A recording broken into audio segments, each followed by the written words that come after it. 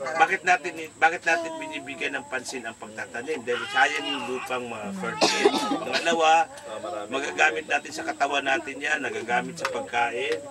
Diba? Kaya pastok, number 1 din pala. Oh, vitamin C, napakatayo.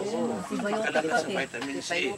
Pag nasugatan ka, yung kuwan yan, yung dahon yan, parang kuwan din yan, parang malunggay. No? Na pwede mong ilanggas-langgas yan sa sugat. So, gardening, pagtatanim,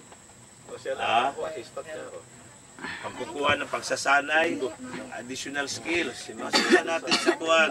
Simulan natin sa masahe dahil walang pital, kamay lang. No?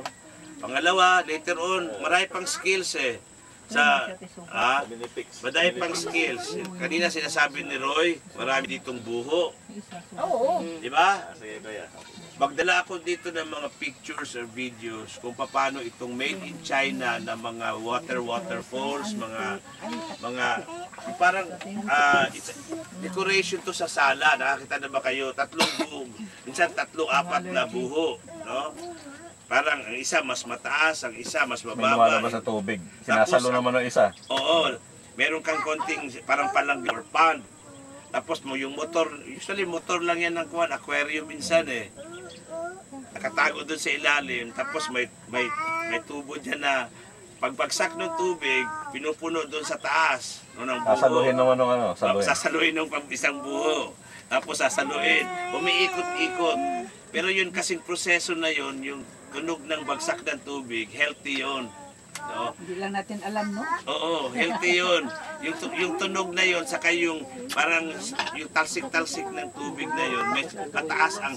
Kasi ngayon may mga studies na kung bakit healthy itong mga ilog, mga forest, sa negative ions kasi ang negative ions, kami mga malinis ang simoy ng hangin, may dumadaloy na tubig, may patalsik-talsik na tubig, waterfalls, napakataas ng negative ions. Pagka nalalanghap mo yung negative ions, pumapasok sa katawan mo, nagiging healthy yung katawan mo. Kasi pag mas maraming positive ions, yung anong positive ions, yung pollution doon sa syudad, maingay, yun ang nagpapataas ng positive ions. Na pag pumasok sa katawan mo, magkakaroon ka ng problema sa katawan.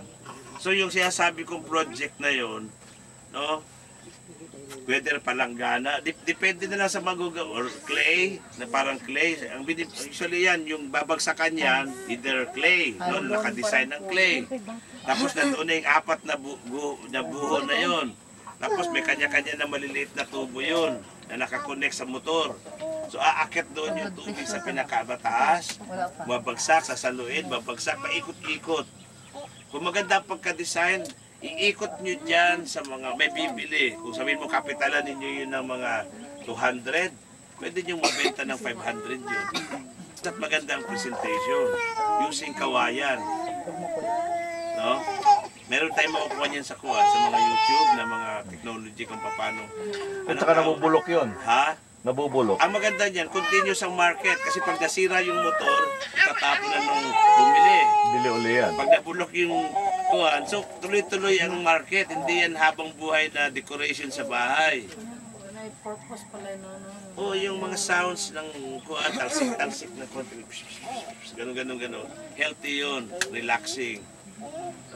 So kaya ba natin, gusto nyo bang simulan natin yan in the next few months? Pag mayroon tayong mapakita rito na parang sample.